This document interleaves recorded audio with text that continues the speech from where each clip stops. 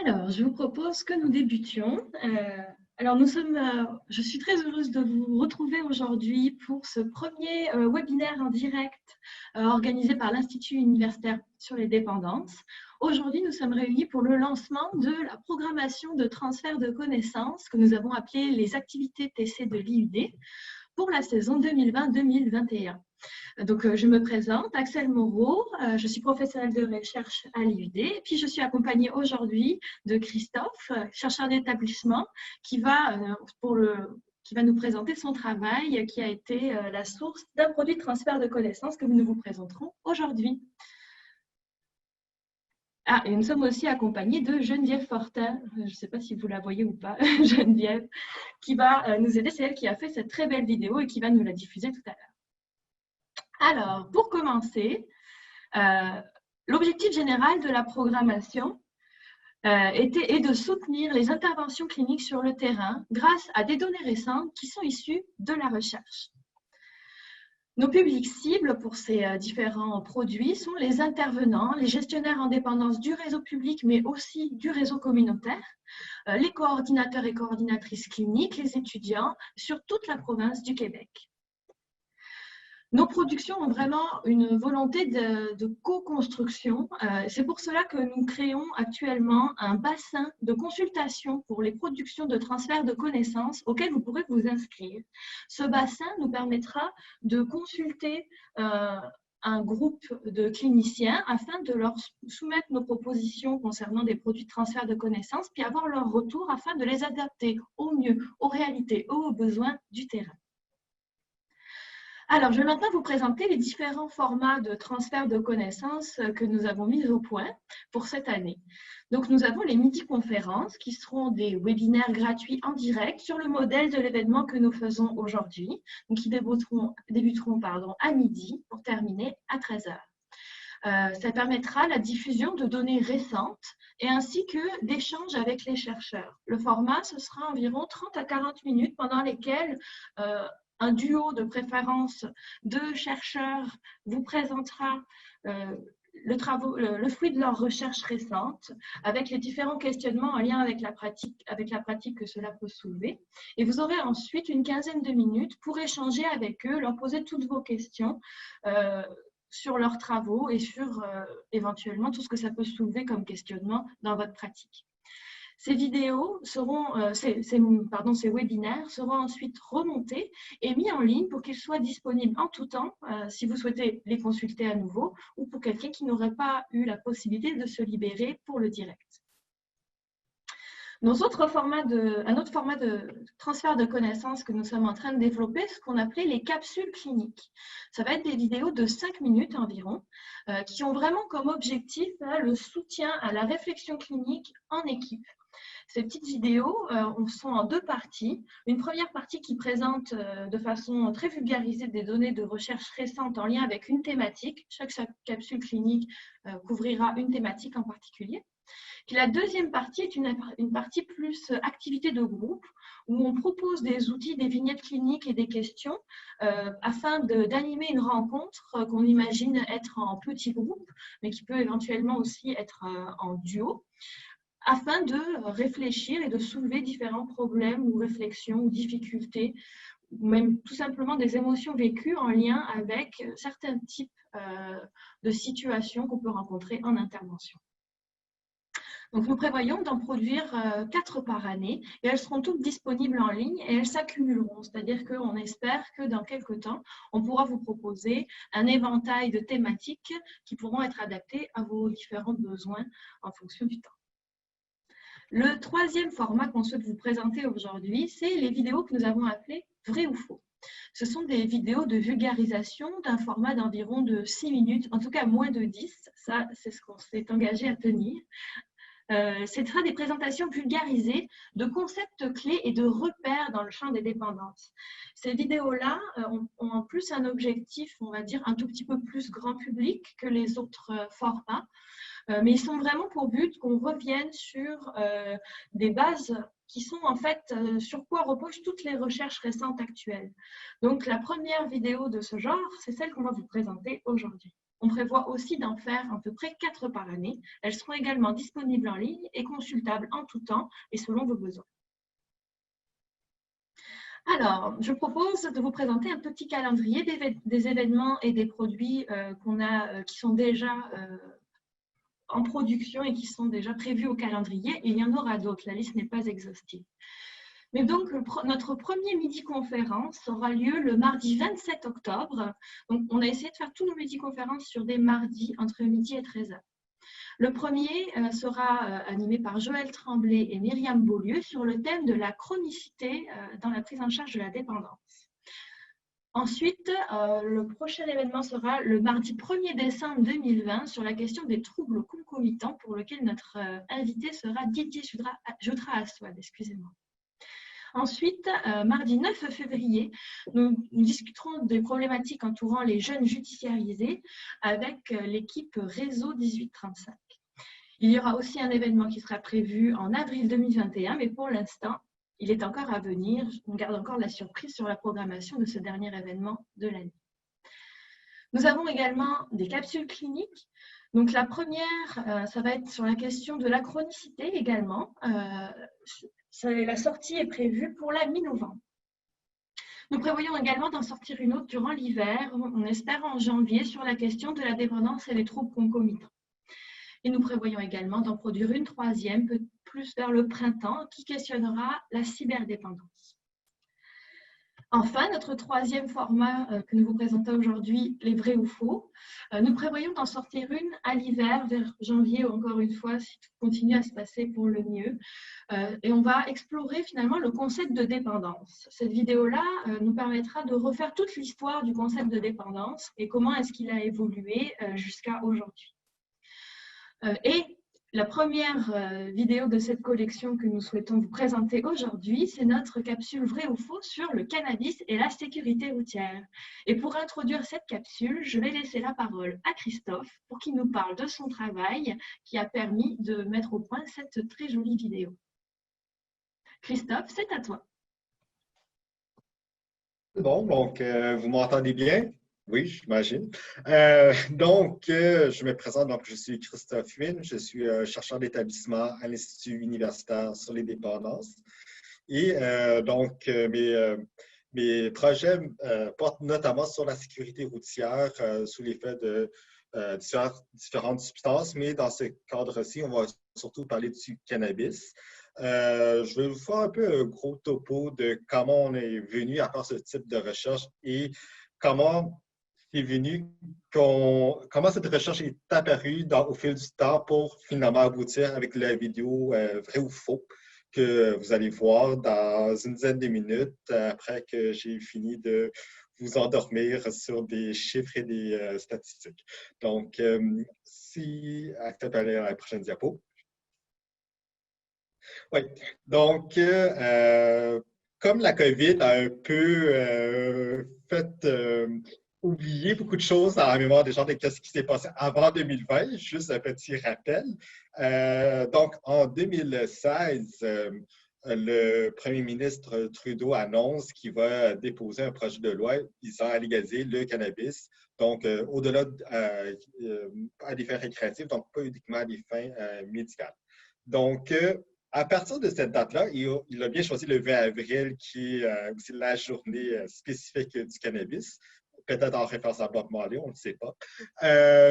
Donc, le 20 avril 2016, il fait son annonce et c'est la grosse réaction médiatique, citoyenne, politique de qu'est-ce qui va se passer. Et donc, beaucoup de gens s'inquiètent qu'en légalisant le cannabis à des fins récréatives, l'apocalypse va venir et on va tous devenir des zombies qui vont manger des cerveaux à cause des munchies causés par le cannabis. Donc, évidemment, ce qui s'est passé durant l'été 2016, il y a eu beaucoup de consultations à travers le Canada en entier pour connaître les préoccupations des citoyens par rapport à la légalisation. Donc, ils ont aussi ciblé des groupes spécifiques, notamment les Premières Nations, les jeunes. Donc, il y a eu une grosse consultation et le 20 novembre, un rapport a été déposé qui résume justement le groupe de travail qui a qui suggérait sur quoi on devait travailler pour la légalisation et la réglementation. Et il est apparu que la sécurité routière est l'une des plus grandes préoccupations pour les citoyens, qui disait notamment que si le cannabis devenait légal, il va y avoir une certaine banalisation de la consommation, plus de personnes vont consommer ou les gens ne vont pas faire attention et il va y avoir beaucoup d'accidents sur les routes. Donc, c'est une préoccupation qui a été entendue par le gouvernement. Et à l'été 2017, il faut savoir que le gouvernement canadien octroie des bourses de recherche, des subventions de recherche. Des fois, c'est des sujets qui sont très génériques, donc on peut postuler, par exemple, à chaque mois d'octobre, avril, sur des projets. Mais des fois, le gouvernement, et dans notre cadre, l'Institut de recherche en santé du Canada, octroie des subventions sur des thématiques très, très précises. Et donc, cette subvention-là découle directement du rapport du groupe de travail pour justement mener des recherches visant à étudier des préoccupations liées à la légalisation du cannabis à des fins non médicales. Donc, étant un très jeune chercheur qui venait de commencer, je me suis dit, bon, on va se tenter dans ce concours-là. Auparavant, j'avais déjà travaillé notamment avec la Sûreté du Québec et notamment beaucoup avec Serge Brochu, professeur émérite à l'École de criminologie, sur la question de la sécurité routière. Donc, nous avons lancé un concours et nous avons été financés. Donc, moi, ce que je proposais, c'était de connaître un peu pourquoi les gens conduisaient après avoir consommé du cannabis et quel était leur profil.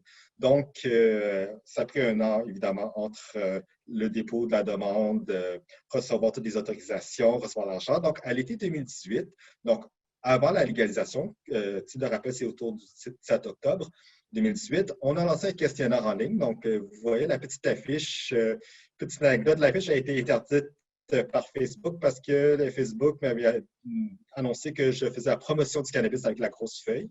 Mais en tout cas, il y a eu quand même 1359 Canadiens qui ont participé durant l'été, l'automne et une partie de l'hiver 2019. Il faut savoir qu'il y a eu environ 3000, 4000 personnes qui ont commencé le sondage, mais on a retenu les données des 1359 qui ont complété tout le sondage. Donc, Axel, tu peux... Axel est comme avec des clochettes aujourd'hui, mais je n'ai pas de cloche. Donc, le projet, en gros, c'était de savoir quels étaient les facteurs de risque ou les facteurs qui pouvaient expliquer pourquoi les gens, après avoir consommé du cannabis, prennent le volant d'une vieille voiture des années 20. Donc, on a regardé un peu plusieurs éléments, donc les éléments de socialisation, de prise de risque, donc c'est la personne en parachute, les éléments liés à la masculinité, donc c'est le gars qui montre ses biceps, l'habitude de conduire dans des conditions difficiles, donc vous voyez une route en hiver. Donc, on a exploré plusieurs thématiques. Donc, dring, dring, fait clochette. Ce que la recherche a donné, comme premier résultat, c'est qu'on a cerné quelles sont les caractéristiques les plus importantes ou ceux qui sont avérés statistiquement significatifs en contrôlant pour tous les autres facteurs. Donc, ceci va faire l'objet d'un article scientifique qui est actuellement en rédaction, révision. Donc, on s'est rendu compte que c'était surtout des personnes de 17-24 ans qui consommaient sur une base régulière, et on parle de plusieurs fois par semaine, voire tous les jours, qui présentaient des problèmes de dépendance, qui pensaient que le cannabis est bénéfique parce qu'il aide à la socialisation. C'était aussi des personnes qui, en général, conduisaient dangereusement. Donc, ce n'était pas juste la conduite sous l'effet d'une substance qui était en jeu, mais qui conduisait de manière dangereuse. Donc, on voit ici quelqu'un qui texte au volant. On voyait aussi que c'était très associé à des gens qui conduisaient après avoir rebu en état d'ébriété. Donc, la conduite sous l'effet du cannabis et sous l'effet de l'alcool semble être quand même assez corrélée. On a aussi remarqué que des gens qui pensaient que le cannabis avait peu d'effets négatifs, donc ils voyaient plus de positifs. Ils avaient aussi une perception plus négative des transports en commun, ce qui pourrait expliquer pourquoi ils prenaient le volant. Ils disaient que leurs amis, ils pensent que leurs amis approuvent le fait de conduire après avoir pris du cannabis et ils pensent que conduire après avoir pris du cannabis est sécuritaire. Donc, ça, c'était les caractéristiques de base sociodémographiques, psychologiques, sociales qu'on avait repérées. Pour les intervenants, on se dit, bon, on peut savoir un peu qui c'est, mais ça ne nous dit pas grand-chose sur qu'est-ce qu'on peut faire. Donc, et un des éléments du sondage, c'était pourquoi les gens conduisent après avoir consommé du cannabis. Donc, ils devaient nous le dire, en fait, leur raisonnement derrière tout ça. Donc, ils avaient un choix de réponse, environ une trentaine de raisons qu'on avait repérées dans la littérature. Et on s'était rendu compte que 77% d'entre eux disaient que très souvent ou très souvent, la raison pourquoi ils conduisent après avoir consommé du cannabis, c'était qu'ils considéraient que conduire après avoir consommé ne comporte pas ou peu de risques. 68% disent qu'ils ne pensent pas que leur capacité était affaiblie après une consommation et environ 38% disaient qu'ils pensent qu'il y a peu de chances, peu de risques qu'ils se fassent appréhender. Donc, c'est pour ça qu'ils conduisent après avoir consommé du cannabis. Donc, c'était sur ces éléments-là que nous avons fondé la petite vidéo parce que nous pensons que ce sont des attitudes qui peuvent être modifiées à travers l'intervention et donc, c'est pour ça que nous avons créé cette vidéo. Donc, vous voyez, c'est donc ce que je vous ai expliqué depuis environ les 5 dernières minutes, c'est que nous avons mené la recherche et l'idée, c'est donc que ces données-là parviennent à vous, aux intervenants, mais la voie classique de vous envoyer un article scientifique écrit en anglais avec un gros jargon scientifique incompréhensible, ça risque pas trop de parvenir jusqu'à vous. Et si on faisait une présentation formelle un peu comme je l'ai faite, vous allez peut-être comprendre, peut-être pas. Des fois, c'est beaucoup trop de chiffres, beaucoup trop de données, on se perd. Donc, l'idée ici, c'était de créer une formule qui soit un peu plus conviviale, que vous pouvez aussi reprendre avec vos usagers ou vos clients. Donc, c'est une vidéo que vous pouvez donc utiliser comme amorce de discussion. Ce n'est pas obligé de porter forcément sur la conduite avec capacité affaiblie ou sur l'effet d'une substance.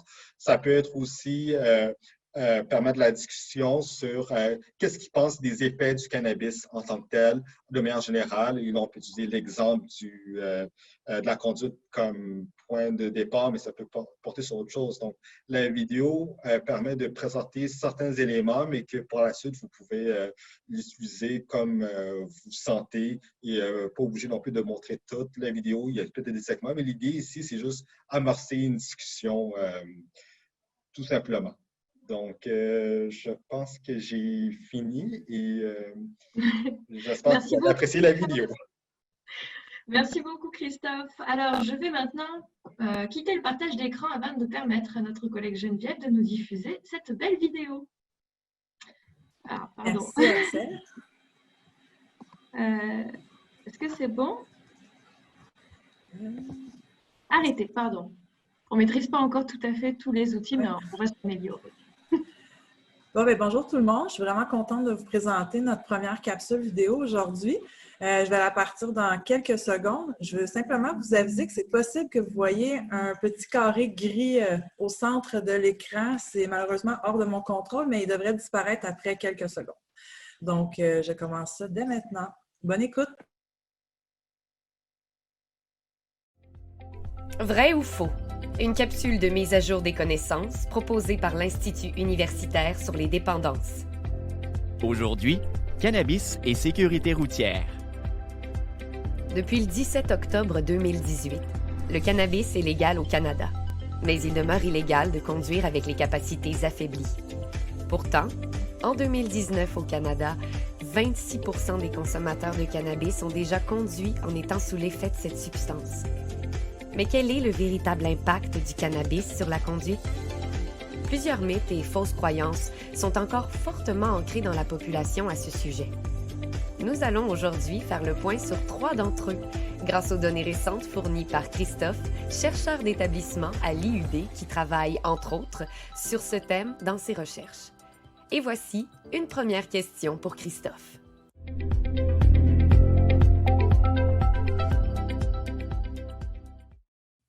Quand je conduis après avoir fumé du cannabis, je fais vraiment attention.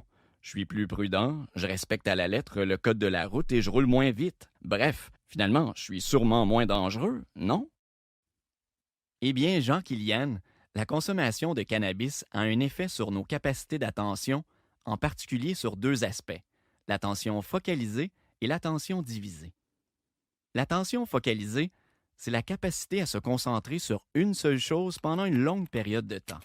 Au contraire de l'attention divisée, c'est ce qui vous permet de faire deux choses à la fois, tout en étant attentif à chacune, exactement comme vous êtes en train de le faire présentement, pour suivre la balle et comprendre ce que je vous raconte en même temps. Lorsqu'on consomme du cannabis, cela augmente l'attention focalisée et diminue les capacités d'attention divisée. On est alors facilement absorbé par une seule chose à la fois. C'est l'effet de fixe que peuvent connaître les consommateurs de cannabis. Au volant, après avoir fumé, Jean-Kilian va donc se sentir 100% concentré sur la conduite. Mais en réalité, dans ces conditions, nous sommes facilement concentrés sur un seul aspect de la conduite et il est plus difficile de gérer beaucoup d'informations en même temps. Dans cette situation, on se sent pleinement concentré et prudent, mais si un événement inattendu survenait dans un rétroviseur, les risques de passer à côté seraient augmentés. Même si certaines études montrent que la conduite avec capacités affaiblies par le cannabis est associée à une vitesse moins élevée, cela reste quand même lié à un risque plus élevé d'accident. Il s'agit donc ici d'une fausse impression de concentration et de prudence.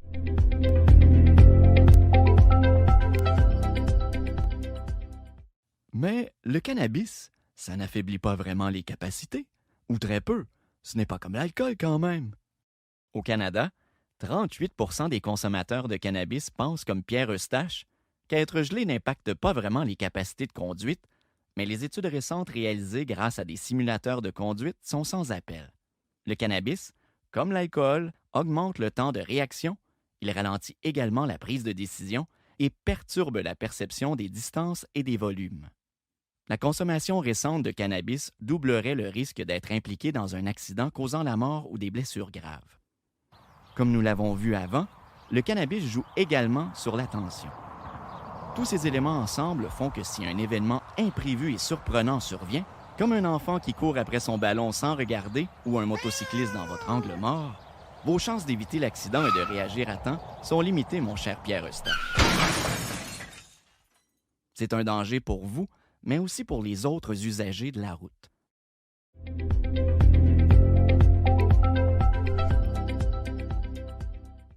Mais en vrai, on a peu de chances de se faire contrôler. Les policiers sont pas équipés pour détecter le cannabis au volant, non? Alors, pour commencer, je vous rappelle tout de même que la conduite avec capacités affaiblies est inscrite au Code criminel et que cela est passible d'un minimum de 1 000 $ d'amende et jusqu'à 10 ans de prison, qu'il s'agisse d'alcool, de cannabis ou de toute autre substance illégale.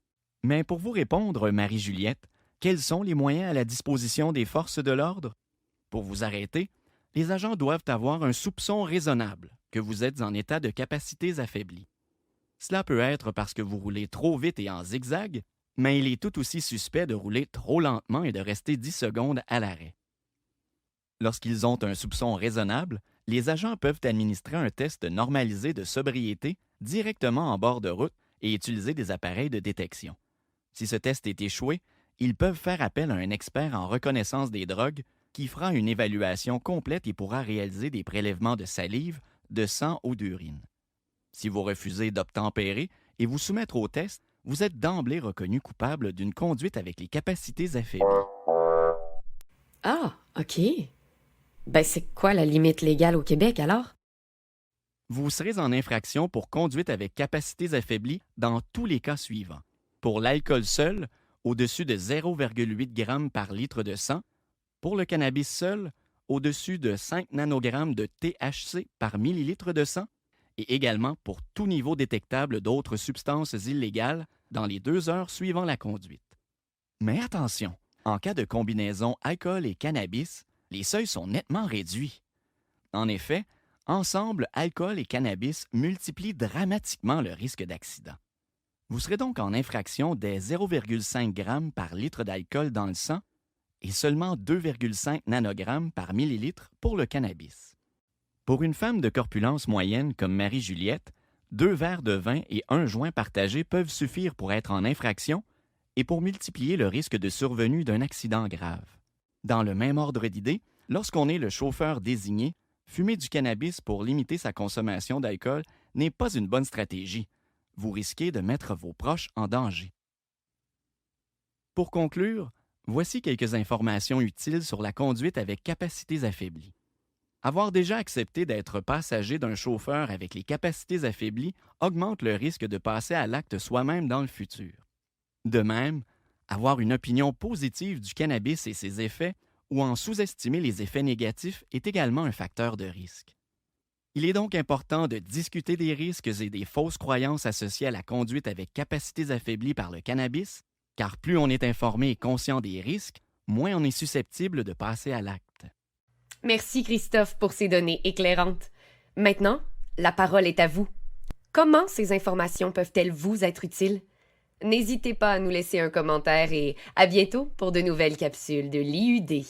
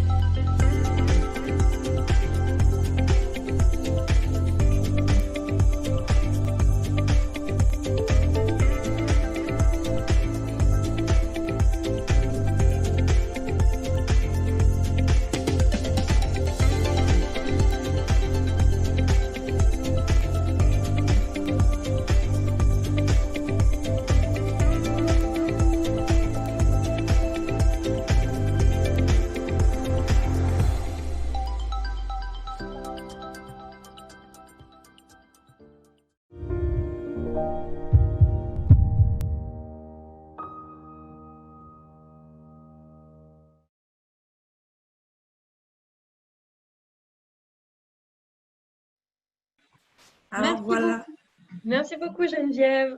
de rien. Alors, si vous voulez, maintenant, nous pouvons prendre le temps de répondre à vos questions. Alors, pour poser une question, vous avez 2 choix. Soit vous pouvez nous l'écrire si vous êtes un peu timide, et puis on peut la lire et y répondre. Ou si vous avez envie, on peut vous donner le micro pour que vous nous soumettiez vous-même votre question. N'hésitez pas à utiliser en bas au milieu le question-réponse pour cela. Je ne sais pas aussi si vous est possible de lever la main, je ne pense pas dans ces options-là. Pour rappel, donc la vidéo sera mise en ligne. Geneviève, est-ce que tu peux nous dire comment on pourra faire pour la trouver quand elle sera mise en ligne? Oui, absolument. Alors, la vidéo va être mise sur notre chaîne YouTube de l'IUD dans un premier temps, mais aussi sur notre site web. Donc, vous pouvez vous rendre au iud.québec. Dans la section transfert des connaissances, il y aura une section dédiée aux capsules vidéo. C'est notre première capsule vidéo, donc la section va être créée aujourd'hui. Elle sera accessible dès demain. Si vous êtes abonné à notre infolette, vous allez aussi la recevoir dans notre prochaine infolette qui devrait paraître la semaine prochaine. Si vous n'y êtes pas abonné, ben, c'est le temps de le faire. Il y a moyen de communiquer avec moi pour que je vous ajoute à notre liste de diffusion. Et si vous nous suivez sur les médias sociaux, dont Facebook, Twitter et LinkedIn, vous allez aussi la voir passer. Merci Geneviève. Alors, j'ai l'impression qu'on a été un petit peu trop clair parce que personne ne se pose de questions. C'est plutôt une bonne nouvelle. Par contre, je peux vous dire qu'on reçoit beaucoup d'encouragement de la part de notre public en commentaire. Beaucoup ont trouvé ça très intéressant. Ça nous fait très chaud au cœur. Merci beaucoup. En tout cas, nous allons continuer comme ça en espérant que les prochaines productions vous plairont tout autant.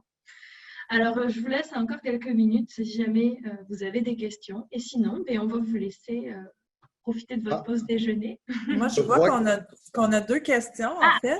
On peut lever la main. Parfait. Est-ce que... alors, voyons voir. Bonjour. Donc, on nous demande si on peut l'animer avec un groupe de jeunes et est-ce qu'on a des idées d'animation qui iront avec la vidéo? Alors, hop, je vais répondre en direct. Alors, on n'a pas prévu particulièrement de cadre pour utiliser cette vidéo. On s'est dit que qu'elle pouvait être assez flexible, utilisée dans différentes situations, comme vous l'expliquez, Christophe. Après, si jamais c'est quelque chose qui vous semblerait nécessaire, c'est quelque chose qui pourrait éventuellement être développé. Nous, on a toujours l'oreille ouverte au terrain afin d'adapter nos contenus, afin qu'ils soient le plus adaptés possible à vos besoins. Donc, n'hésitez pas à nous le faire savoir. Ensuite, est-ce qu'il est possible de savoir à quoi correspond le 5 nanogrammes par litre de cannabis chez une personne de taille moyenne? Alors là, je pense que je vais laisser Christophe nous parler de ça, cette norme de 5 nanogrammes. À quoi est-ce qu'elle correspond? Est-ce qu'on le sait seulement? En fait, le 5 nanogrammes est une valeur qui est relativement arbitraire, je vous dirais en réalité, parce que contrairement à l'alcool, où le taux d'alcool est proportionnel par rapport à la quantité qu'on prend, le problème avec le cannabis, ou plutôt avec le THC, c'est que la substance a tendance à ne pas se retrouver tant dans le sang, mais plutôt dans tout ce qui est tissu gras. Donc, par exemple, les graisses, mais aussi les organes comme le foie qui absorbent beaucoup ces substances-là. Donc, le 5 nanogrammes par litre, on parle de litres de sang, mais comme quand vous mettez de l'huile dans de l'eau, les deux ne se mélangent pas. C'est un peu la même chose que vous mettez du THC dans le sang. Le THC veut sortir du système sanguin. Donc, le 5 nanogrammes, en réalité, dépend aussi de la corpulence, de la masse graisseuse, adipeuse de la personne. Donc, ça, c'est une norme qui a été établie de manière très, très moyenne chez un homme moyen et une femme moyenne. Mais il faut comprendre que le 5 nanogrammes, en réalité, correspond à un taux qu'on estime de grande pourrait causer des capacités affaiblies, mais le lien n'est pas encore très, très clair. Donc, c'est une norme qui a été établie parce qu'on dit que c'est probablement qu'à 5 nanogrammes, la plupart des gens seraient intoxiqués, mais là encore, il y a le problème que les personnes qui consomment régulièrement atteignent ce 5 nanogrammes sans être pour autant en capacité affaiblie. Merci Christophe. Alors, on nous pose une autre question. J'aimerais savoir si les dispositifs qui ont été discutés pour détecter le cannabis, alcotest, l'équivalent d'un alcotest pour le cannabis par les policiers sont disponibles. Est-ce que les policiers sont équipés de ce type de matériel, si je comprends bien? Il existe des tests qui sont actuellement utilisés. Ça dépend aussi de la juridiction. En même temps, ce qu'il faut faire attention ici, c'est que quand on parle de détection, il y a deux choses. Est-ce qu'on a présence, oui ou non, de THC? Et ensuite, la question, est-ce que la personne est en capacité affaiblie ou à un seuil relativement assez élevé pour qu'on présume une capacité affaiblie? Les tests, en général, en bord de route qui existent, nous disent seulement oui ou non. Quand, on ne le sait pas. Donc, la personne peut avoir consommé il y a longtemps, on ne le sait pas. C'est par la suite, qu'est-ce qui arrive? C'est que si ça teste positif, en général, le conducteur est amené à rencontrer un expert en connaissance des drogues, qu'à ce moment-là, ils vont faire une procédure en 12 étapes pour vérifier justement si la personne était véritablement en capacité affaiblie. Il y a des tests psychomoteurs qui se rajoutent par-dessus, des tests sanguins, des tests salivaires. Donc, c'est et aussi appel de témoins pour vérifier, bon, qu'est-ce qui s'est passé. Il y a tout un gros interrogatoire. Donc, les 12 étapes permettent finalement de mieux établir cette notion de capacité affaiblie. Donc, la détection, c'est juste en réalité pour savoir oui ou non, pour amorcer la première étape. Merci Christophe. Alors, nous avons d'autres questions. Alors, on nous demande si une personne qui a consommé du cannabis la veille au soir et se fait arrêter pour conduite avec capacité affaiblie le lendemain, au test d'urine, est-ce qu'il y aurait une présence de cannabis? Malheureusement, pour les consommateurs, les personnes qui consomment et surtout ceux qui en consomment de manière régulière, le THC peut rester plusieurs jours, voire plusieurs semaines dans le corps. Et donc, si on parle de présence-absence, les gens vont être détectés comme étant présents. Donc, c'est pour ça qu'il faut établir d'autres tests, d'autres évaluations pour déterminer est-ce que la personne est en capacité affaiblie. Donc, encore une fois, je répète le message, détection positive ne veut pas dire forcément capacité affaiblie dans le cadre du cannabis.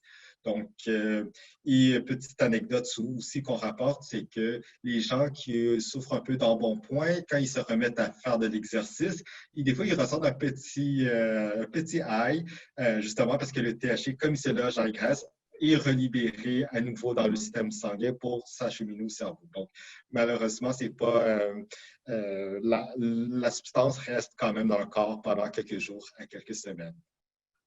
Merci Christophe. Une autre question, on nous pose la question de la présomption. Est-ce que, si je comprends bien la question, est-ce que l'agent, pour faire ces tests, doit obligatoirement avoir une présomption qui ait une capacité affaiblie, ou est-ce que ce n'est plus nécessaire? En fait, la conviction est venue que la même journée que la loi sur le cannabis est apparue, la même journée, le gouvernement libéral a filé une autre loi qui changeait la loi sur la capacité affaiblie et justement, ils avaient aboli cette notion de présomption. Donc, ça a circulé, en fait, pas du tout à une nouvelle quand j'ai vérifié et c'est devenu une sorte de légende urbaine que les policiers n'avaient plus besoin d'avoir un doute raisonnable pour effectuer un test. Ce qui est arrivé par la suite, c'est qu'il y a eu des groupes avec raison qui disaient que ça pouvait mener à une certaine discrimination. Donc, lors du dépôt final de la loi, lors de son adoption, ils ont retiré cet article qui abolissait que la présomption n'était plus nécessaire. Donc, maintenant, il faut avoir un doute raisonnable pour pouvoir faire passer un test. Donc, et en même temps, le test n'est même pas nécessaire si la personne est visiblement en capacité affaiblie. Donc, par exemple, si la personne sort de sa voiture, trébuche et tombe, et donc ça, on passe par-dessus cette étape. Donc, c'est vraiment lorsque la personne, il y a un doute et on poursuit. Merci Christophe. Alors, j'ai encore une autre question pour toi.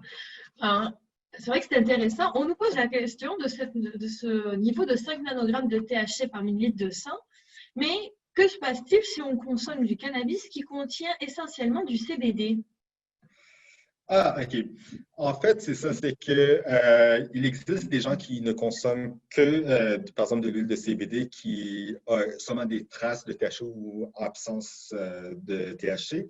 Alors, en fait, c'est que le test va chercher spécifiquement soit pour le THC ou son métabolite, donc la molécule transformée du THC. Donc, il faut faire un test qui est spécifique pour le CBD. Donc, la personne ne va pas le tenir évidemment, si on achète de la SQDC et qu'on sait qu'est-ce qu'on consomme.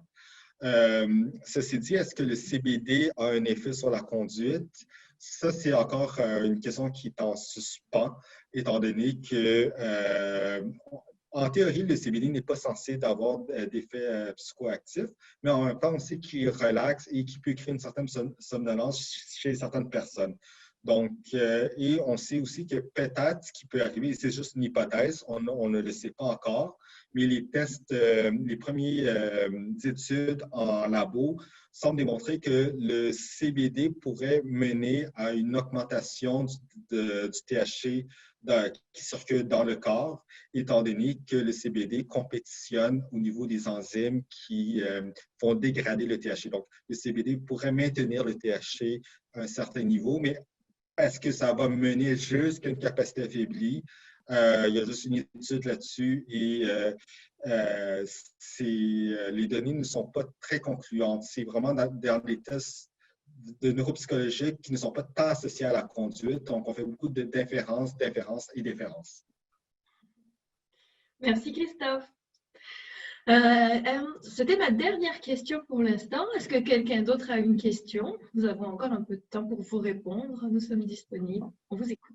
Il est aussi possible que je vous donne la parole. Par exemple, à partir de maintenant, si quelqu'un lève la main, je considérerais qu'il a envie de prendre la parole et je pourrais tester ce bouton converser qui m'intrigue. Sinon, je vois que Frédéric Fortier met comme commentaire, on peut facilement considérer qu'une personne avec une grande tolérance hépatique ne serait pas en faculté affaiblie. Et ça, c'est une notion que, justement, Donc, il y a une partie que le foie va dégrader une partie, mais ce qu'il faut aussi savoir, c'est que pour qu'une substance soit psychoactive, il faut qu'elle se rende au cerveau. Donc, si elle reste dans le foie ou si elle reste dans les graisses, elle n'agit pas directement sur le cerveau. Elle ne se téléporte pas, il faut qu'elle se rende jusqu'à là. Et on estime qu'il y a juste un faible pourcentage du THC qui vont réellement au cerveau. Le reste, ils sont dans les autres organes. Ici, si le THC se fixe dans les autres organes, à ce moment-là, précis, il n'est pas psychoactif. Il faut qu'il se rende au cerveau pour être psychoactif. Donc, c'est pour ça que le petit danger, c'est que la personne peut, comme j'ai dit par rapport à l'anecdote, la personne qui fait de l'exercice, elle peut être libérée un peu plus tard. Ça ne va pas être le même sentiment que fumer un joint d'un seul coup, mais en même temps, c'est quelque chose qui trouble un peu les autorités parce que la molécule n'agit pas directement comme l'alcool. L'alcool se diffuse allègrement partout dans le corps de manière stable et constante, alors que le THC peut arriver à n'importe quel moment à différentes intensités. Et voilà. Merci beaucoup, Christophe. Je crois que nous avons réussi à répondre à toutes les questions de nos spectateurs. Je remercie encore d'avoir été nombreux à assister à ce midi-conférence aujourd'hui et j'espère vous retrouver nombreux le 27 octobre pour notre premier midi-conférence sur le thème de la chronicité. Nous vous enverrons aussi quelques informations, comme disait Geneviève, prochainement, en particulier la vidéo. Et aussi, si vous le souhaitez, vous pouvez vous inscrire à notre bassin pour être consulté pour nos futurs produits de transfert de connaissances. Je vous souhaite une très belle journée à tous et merci beaucoup et à bientôt pour les activités TC de l'IUD. Au revoir.